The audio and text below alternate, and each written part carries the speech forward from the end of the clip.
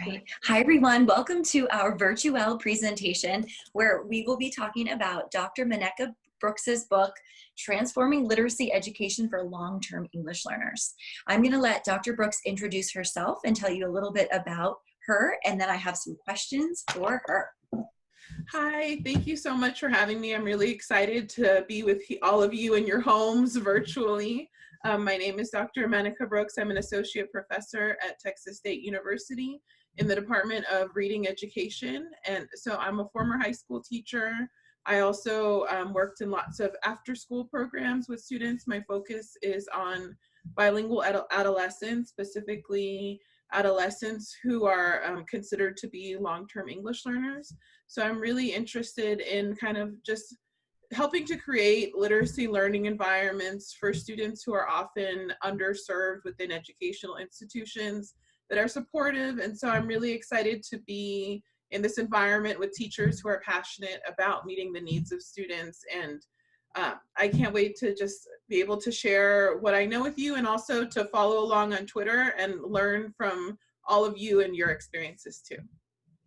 And when we logged on, we said we feel like we already know each other because we studied Dr. Brooks's book during ELL Chat Book Club round 26.0 along with ELL Shadowing. And she is one of the many authors that participates and is so engaged with our chat. And it does make us feel like super familiar with the authors, which we love. But it's always nice. We thought it would be fun to do a Q&A for virtual because it's really nice to hear personally from the authors and kind of put the face to the name and just hear directly. And we're also going to put the spin on Dr. Brooks's book and talk about what it looks like in distance learning. So I put together a few questions to ask Dr. Brooks, and we are going to do some editing once we're done recording this part and add in some slides just to capture some of the salient points and her great tidbits. And I will say, I am not a teacher of secondary students. I have never taught middle schoolers or high schoolers. I always teach the young ones. And when I read this book, I was highlighting like crazy. And many of the things that you talked about, I thought, oh, I absolutely need to change how I do that with 5 and 6 and 7-year-olds. And even though it's not necessarily geared towards young learners, because my students are not considered long-term English learners, some are just brand newly identified as being English learners, there's still a lot of takeaways that I think are applicable. So I loved your book, and I'm excited to chat about it and ask you some more. Thank you. I'm excited. So the first thing I want to talk about, which you mentioned in the beginning chapters of your book, are some of the misconceptions about students who are identified as long-term English learners. So would you talk a little bit about what some of those misconceptions are? Sure. When I think about misconceptions that are associated with, bilingual students or identified as long-term English learners, I think of kind of like 3 key boxes. And I think the first one is assumptions about who these students are, or who young people are, when it comes to talking about their language abilities and their literacy abilities. So oftentimes in like talk or popular descriptions of students that are identified as long-term English learners, you'll hear things like, well, they're all very low in literacy, or they all speak maybe English with their friends and another language at home, right? And the realities of students who are identified as long-term English learners is that the thing that unites all of these students together is the fact that they've been educated in the school system for a certain number of years. Now, those number of years depends on where you are. In some places it's 5, in some places it's 7, right? And so in thinking about within that, there could be students that, as I show in my book, who maybe go home and lead bilingual lives. Some students go home and lead English only lives. Some students, at school are using both languages, and some students only use one or the other. And so we really have to some students are avid readers, right? And some students might not see themselves as being very avid readers. So to really recognize the diversity that can be housed within this label that's sometimes hidden by a focus on standardized test scores. The second category is kind of this, a similar academic profile, that all students who are considered or identified as long-term English learners are struggling in school, they're academically disengaged, or they're unsuccessful. And Again, when we're talking about students who've been identified as English learners for a number of years, they have a range of experiences. Some research out of California has shown that students have been retained as English learners for their scores on math, right? So they're hitting all the English literacy and language benchmarks, but somehow reclassification includes how you're doing in math. Sometimes students can be punished for behavior issues that have little to do with actually their English abilities. And some students, just like, most of us, are more successful in one subject matter than the other, but maybe the subject that they're successful in isn't something that's being assessed regularly. And the last kind of big misconception is that just because you're classified as an English learner, particularly as a long-term English learner, is that in fact you're still learning English. And the reason why I always bring this up is because I always say, if you have someone who's a monolingual English speaker and they perhaps struggle with reading, maybe they don't do the best on a standardized English literacy assessment, we never say, oh, that student doesn't know English. We say, that student is struggling with literacy. How can we help them? Oftentimes when we bring bilingualism into it and a student then struggles on a literacy assessment, the first assumption is, oh no, it's because they don't know English, right? And for some students, that could be the reason. But there are a variety of other reasons why people struggle on assessments: lack of interest, inexperience with the particular ways the assessment's written. Perhaps they were hungry. I didn't do well the first time I took my SATs. Not because I just chose not to eat breakfast, and so I was just rushing through it. And then, but that wasn't a reflection of my actual ability. It was just I was lazy that morning. And fortunately, that didn't have long-term consequences, but things like that happen. So those are the kinds of big boxes of misconceptions that I see. Well, in your book, you talk a lot about labels and the significance of labels putting students in boxes that really are associated with those misconceptions you talked about. And I know that your first chapter that talked about that really just sparked a lot of thinking in our colleagues in ELL Chat Book Club. And as a consequence, I just, in one of the SIOP presentations, one of our colleagues, Chris, mentioned your presentation, and she mentioned that really shifted her thinking. And she did use the term bilingual where she would have previously said English learner. And it was because of what your book made her think about and realize. And so I'm having a lot of those kind of conversations recently about, what label is negatively oriented, or what label gives a blanket to a group of students that really are not the same. Their ELs are not, or bilingual students are not all the same. And so we really need to know who we're teaching, not just the fact that they are classified as this or classified as that. Right. And on an instructional level for teachers, it's important to know which student is an EL. But because that can influence what you're required to do with them. Mm-hmm. But on a one-to-one personal level, it's more important to know how are they using their languages? What are they struggling with? What are they successful with? Because that's how you'd rather have a person look at you too, right? Yeah. Yeah. I remember my sweet Rosita, who came as a first grader, and I had to give her a placement test, and she was from Guatemala and spoke Spanish and also Quiche, which I hadn't heard of before. That was new to me. So she was already utilizing 2 languages and learning English. And during the placement test, she cried because she didn't know the answers. And I was just, it so struck me at how she already has 2 languages. And she's sad because this is hard, but I viewed her as such an incredibly intelligent child. And she took off in her language skills in English because she had such capacity, but it just killed me that she, in that moment, felt bad about herself. Right. And was the one sitting there having her take this test, but she was just a joy to work with. And I mean, her linguistic repertoire was great, and it took hearing those stories and knowing that to recognize that she wasn't the same as all of the other students on my case. She was a unique individual.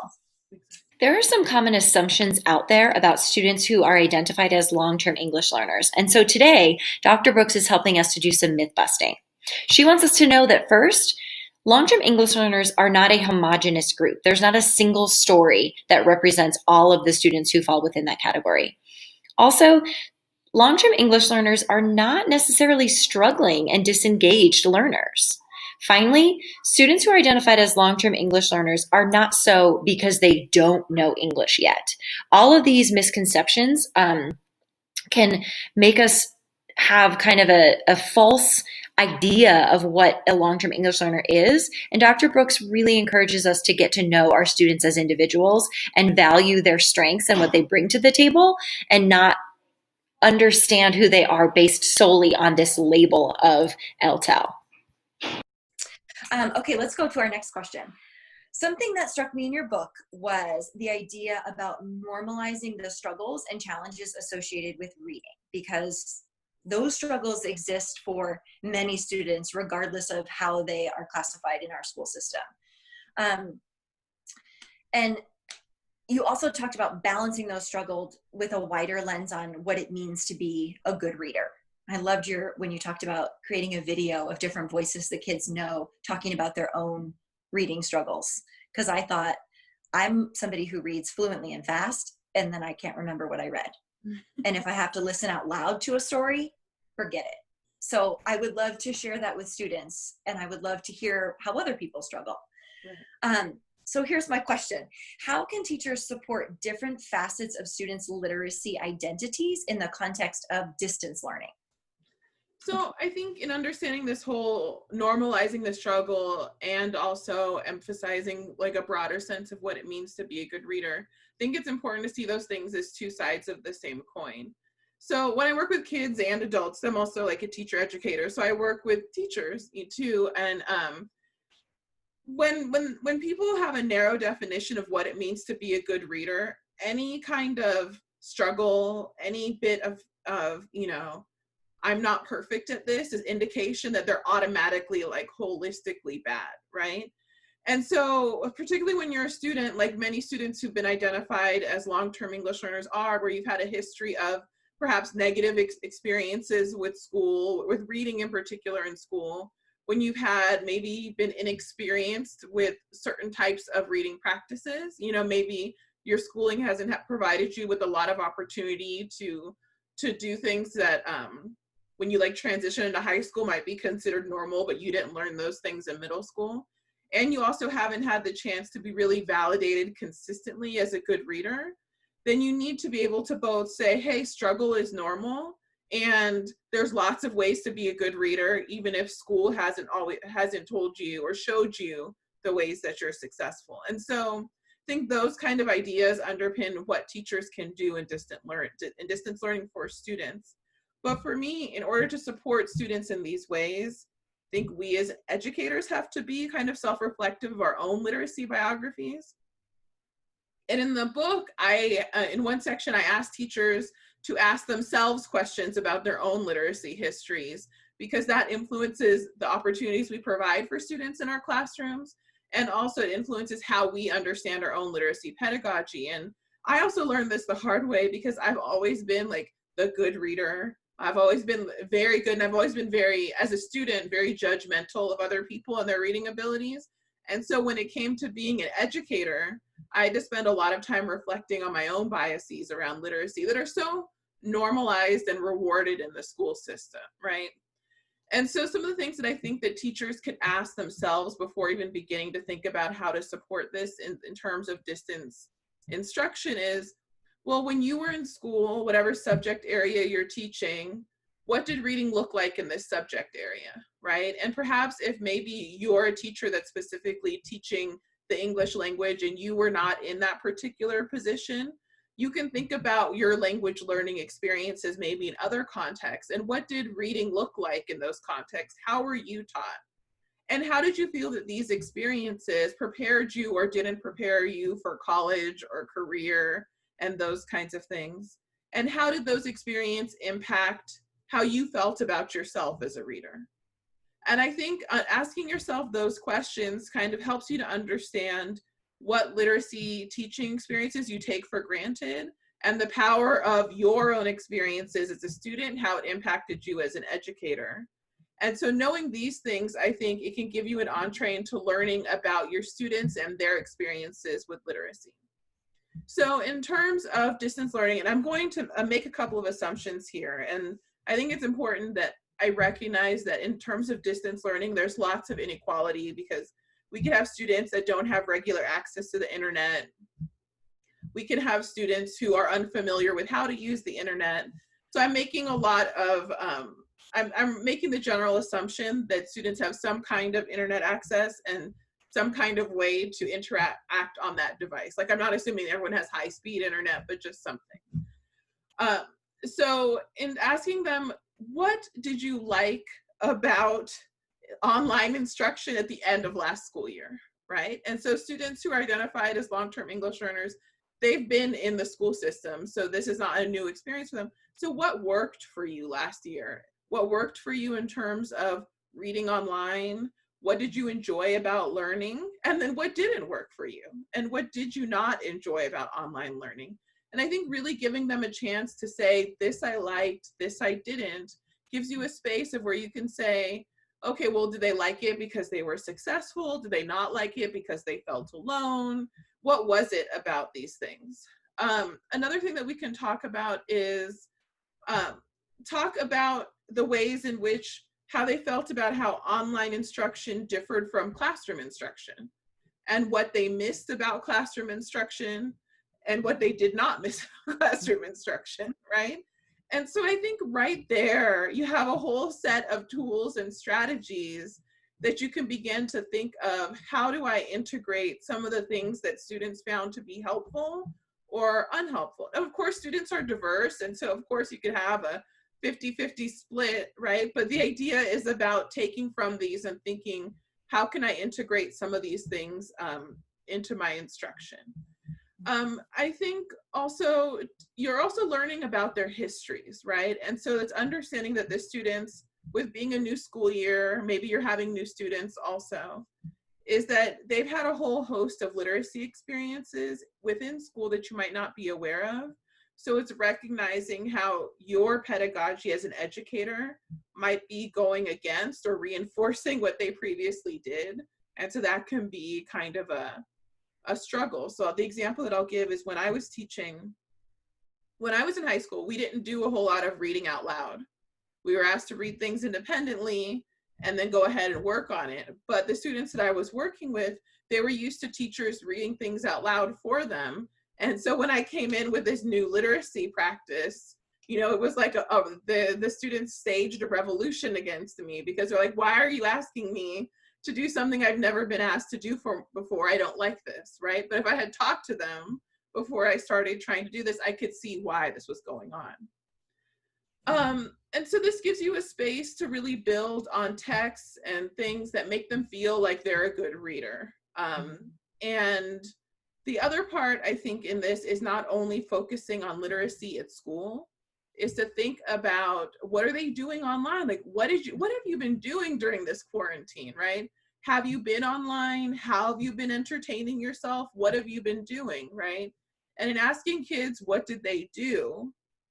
You're learning about their literacy practices at home and ways that you can draw on those literacy practices in your own instruction. So I think those are some kinds of ways that we can draw on those things. Oh, sorry, there's one more thing that I wanted to say. Sometimes in having these discussions, and I also said this in the book, in trying to understand what kids are already doing that makes them successful readers, it's important to have a broader understanding of what text is. And so text can include visual text, you know, oral text. It can include a variety of things. So when students are talking about what they're doing at home, it could be, well, now people are going to religious practices online. So what does that look like? It could be talking to family members who are in another country, right? It's all of these things that sometimes gets taken for granted, but are really a strong source of what could be literacy practices that are integrated into classroom instruction. And I'll talk a little bit more about that when we talk about text sets, which is the next thing we're going to do. Oh, I love what you said, because it reminded me of, I just attended the SIOP virtual conference for the past 3 days, and one of the speakers talked about differentiating and just the element of choice in the process and the product. And how you might offer, you're not altering the content that you're teaching, because, and she used the phrase, she said it's educational malpractice. to water down what you're teaching. You're holding that high expectation for the content standards, but you're giving students different avenues to learn content and then to show what they've learned.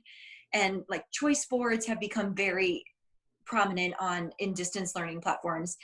And she talked about how you might have a textbook, but you might have the virtual version of the textbook. You might have a book on Epic that offers the book that you could hear it, or you might have a YouTube video that has captions or different things like that. And then different ways that you would ask students to show what they've learned. And she said she always lets students create their own plan, which I loved, because I feel like that's something that some of our older learners would really like. Right. Like, how could I show my teacher what I learned and use TikTok? If you can give me a plan.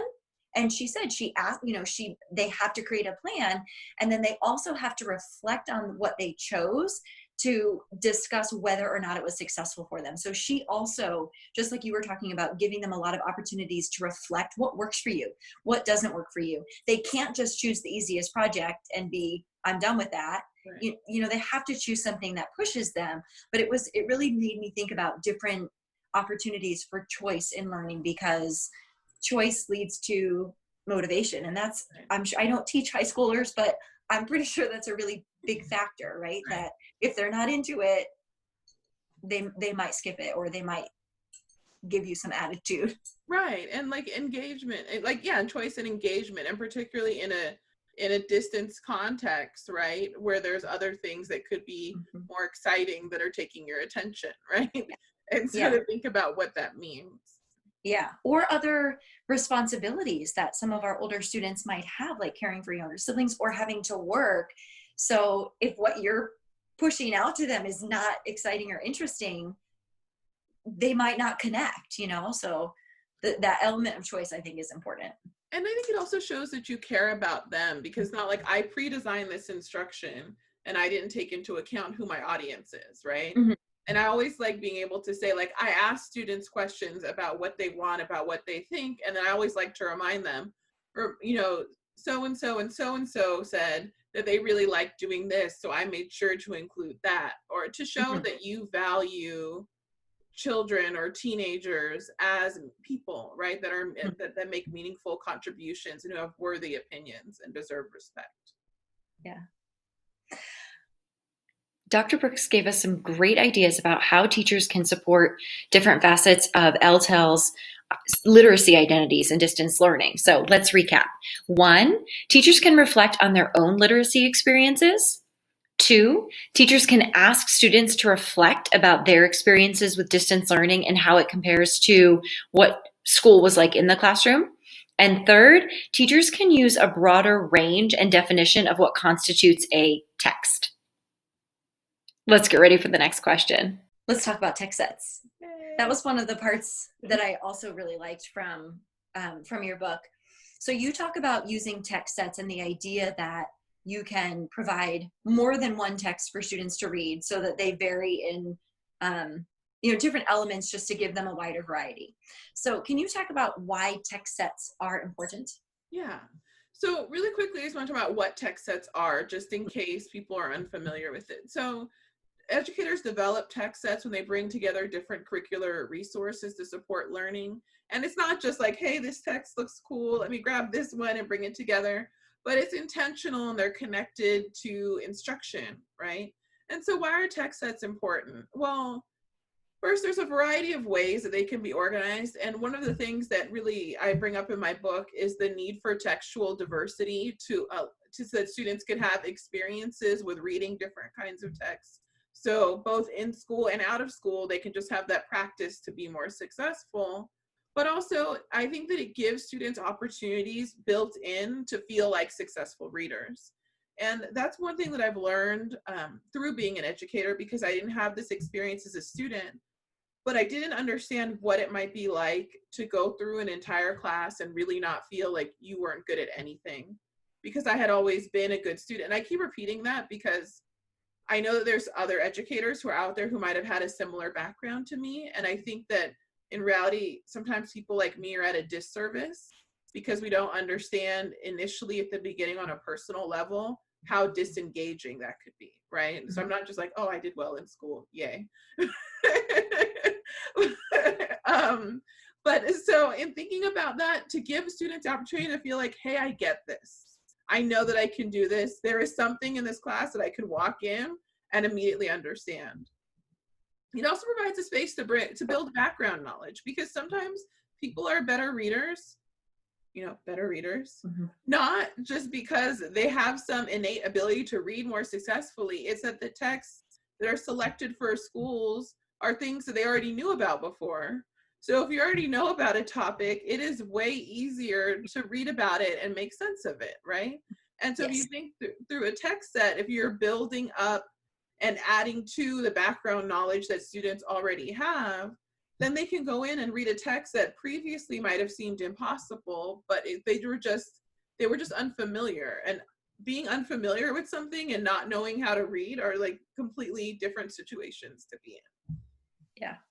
And lastly, text sets are important because you gain access to multiple perspectives, right? And the thing is, when you read something that is solely written by one set of textbook authors, or like in the book that I wrote that was written by like the teachers only, then you're just getting a very narrow understanding of a perspective. A text set allows you to bring in multiple perspectives to say, well, they mentioned this topic in this text, but in this other text over here, they don't bring up this issue at all. So why is that? Or what's going on? Or why is this that way, right? And so that's why I think text sets are really important. That's a good opportunity to bring in kind of that higher order thinking of comparing and contrasting, or recognizing what perspective is missing from any text, which then just makes it, you're reading for a purpose. Yeah, exactly. Sorry, did you ask me another question? I forgot. No, there's another part, but I didn't ask it yet. Okay, so I was like, did I just what are the text sets and why they're important? And then do you have any suggestions for teachers using text sets in the digital learning platform or environment? Sure. So in terms of the digital learning platform environment, I think that distance learning is a most exciting place to use text sets. With whatever learning management system you're using, it really gives you a way within whatever particular module to say, okay, so here's the guiding question, here are the text sets. Now, depending on, in my book, I provide 2 examples of text sets, the quad text set by Lupo and colleagues, and linked text sets by Elish and Piper and colleagues. And so in those things, for example, they have a particular order in which you're reading text. So you could choose to do that. And the really exciting part about learning management systems is you can link it in that way so that students have to go through one text first before they move on to the next one. And so like that. So even though you're not there to serve as the guidance, you can do that through the learning management system. Another opportunity is to say, here are the texts that address this topic. Now read whichever one you want to first, and provide students with the choice they want as to how to access it. So is it 9 o'clock in the morning and you're not really feeling it and you want to start out with a video? Okay, or do you know that this author of this, poem you really like them and you want to go for that first? Like, go for it, right? And then another thing is that you can really build in, I think, a multilingual component in a way that normalizes bilingualism and multilingualism within your classroom without also forcing it upon students either. Not saying like, oh, I know that you speak Vietnamese, therefore you will read this Vietnamese article, right? But you could say, okay, so part of my text set is going to incorporate news clips. And so I have news clips. I know because I've talked to my students that I have Vietnamese speakers, I have Farsi speakers, and I have Spanish speakers. So what I'm gonna do is make sure that in terms of this visual clip, I'm gonna include 3 of these.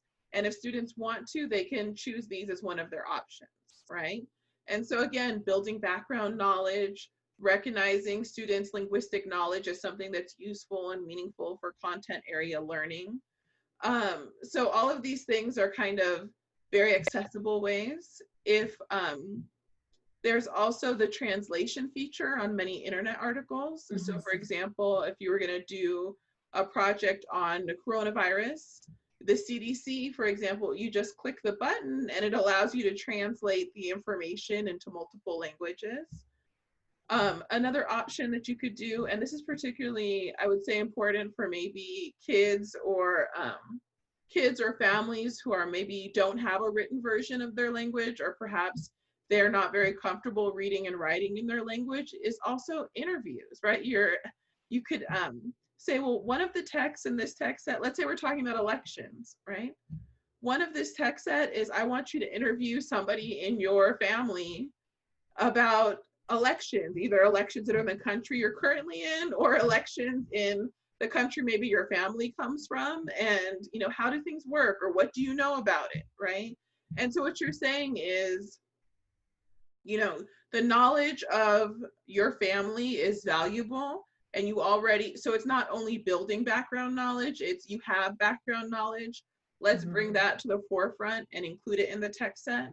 Now, if people are maybe not necessarily comfortable writing in that language, you could have them, if they have access to recording on a cell phone, they could record and upload it. They could, if they perhaps, many students that are identified as long-term English learners feel more comfortable writing in English, they could still ask their parents or family members in whatever language, and then translate it, and write it down and use that as a text set.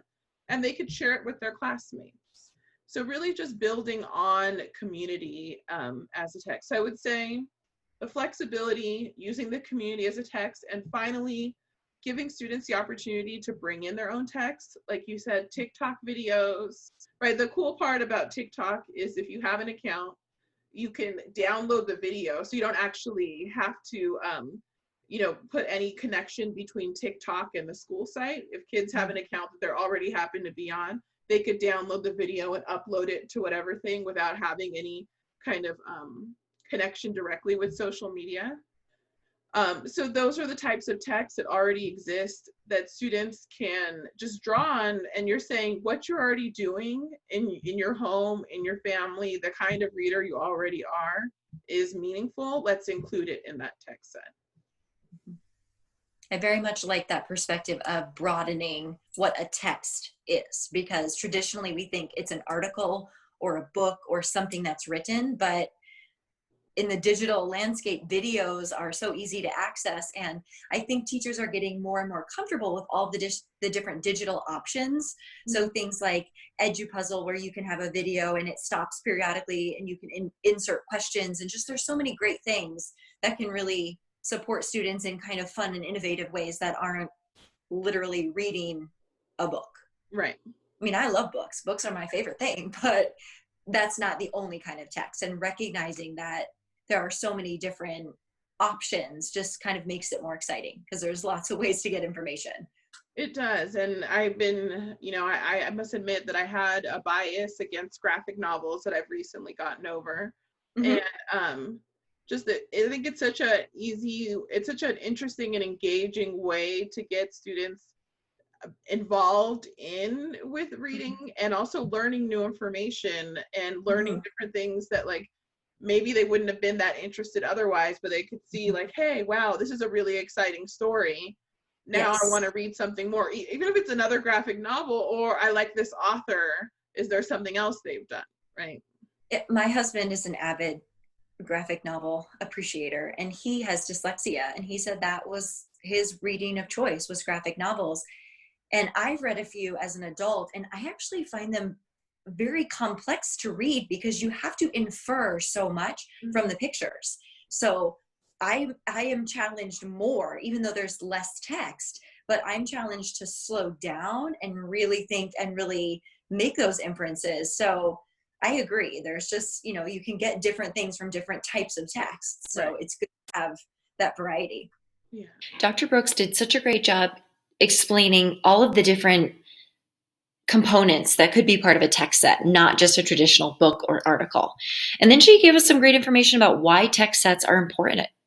They help students build background knowledge. They offer multiple perspectives. They give students opportunities to feel like successful readers. And they also provide students with choices and flexibility. Let's listen in for the next question. Okay, I have one more question. I don't know how we're doing on time, but We'll do one more. Okay. Do you have any additional ideas about keeping students identified as LTELS engaged during distance learning? Yeah. The first thing, I know that a lot of teachers have a policy like 3 before me when it comes to asking questions and things like that. And the thing that I think is really, I'm thinking a lot about how to support students if they're asked to read something and they get stuck, right? And that comes up a lot. Instead of like, I get stuck, is the fact that I'm stuck an indication that I'm not smart, that I don't understand, that I don't, that I'm a bad reader, that I wasn't meant to do this, that I need someone else to help me. And so I think really kind of providing perhaps a video or a reminder at the beginning of instruction, like, what do I do when I get stuck? So some things that I like to do when I get stuck are, okay, if we're, I was a history teacher, right? So like, let's look at if there's headings, let's look at the headings. So the headings give me some ideas to what's going on. If I don't understand something, okay, the headings, they gave me some information. All right, I have a better idea of generally what this is about. Are there some words in the headings that I don't understand? Okay, let me look them up, right? Because now we're doing distance learning, so the computer's right there. Who cares about dictionaries? Just Google it, right? Mm-hmm.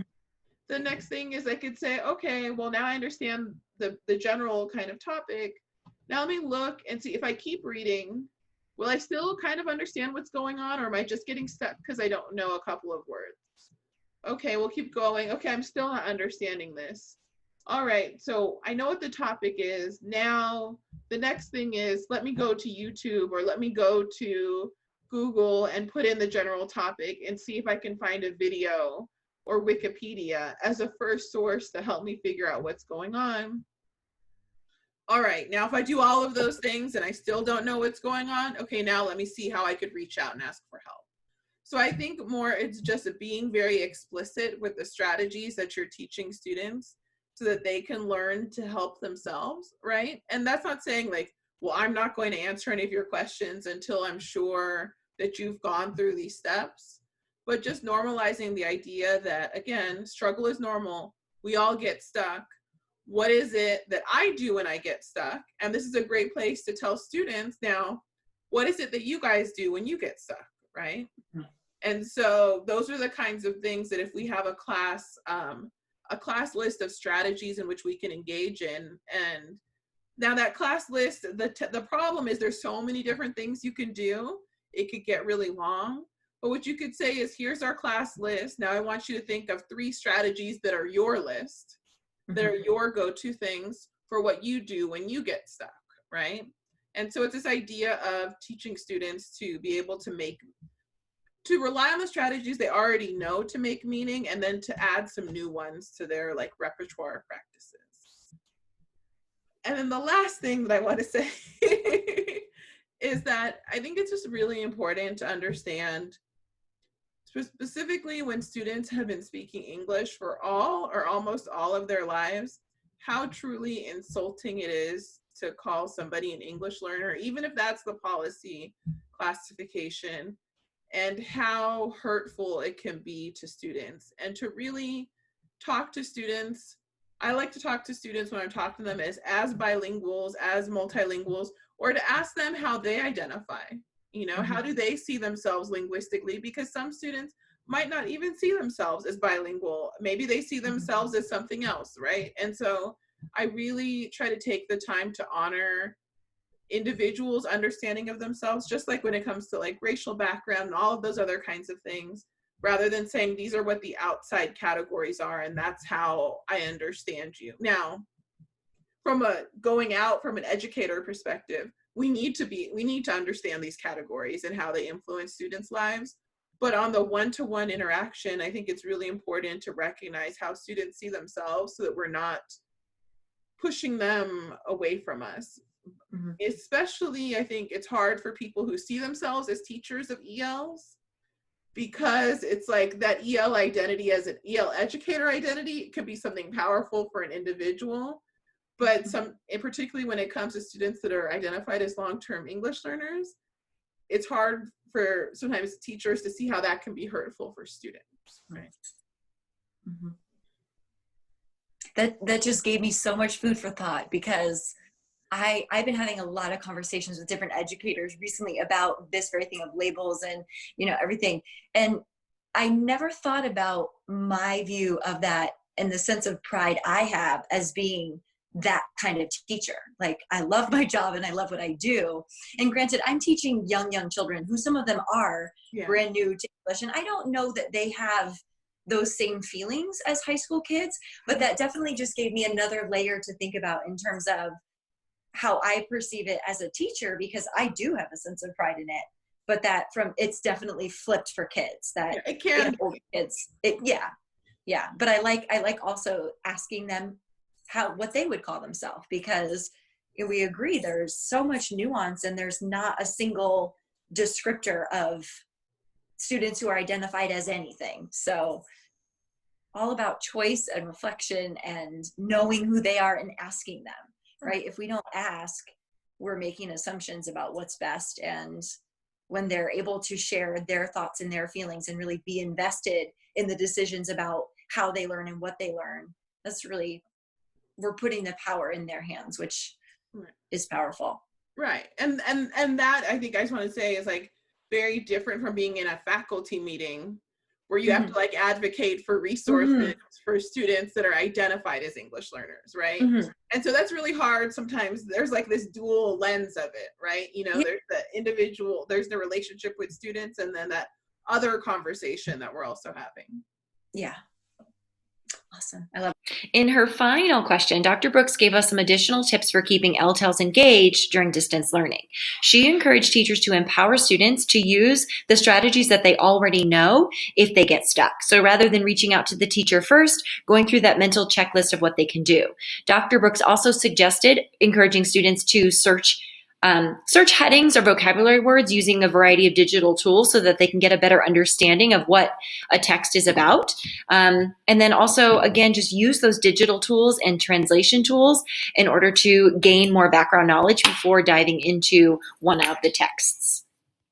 Well, I'm sure we're over our time, but I just want to thank you again so much for taking the time to chat with me and to share all of your wisdom. Your book is wonderful. We love doing it for the chat. And I personally think even if people read the book, if they watch this talk, they're going to get some new gems and tidbits, because you talked about a lot of great stuff, and especially situating it in the distance learning situation, since really we're unsure what our future holds as teachers. So having those ideas and starting to think about what it can look like, what it has looked like, and what it can look like, and what it should look like in a distance learning situation is really important. Yes. Well, thank you for inviting me and for giving me this platform to be able to talk to people and for asking such thoughtful questions. Thank you.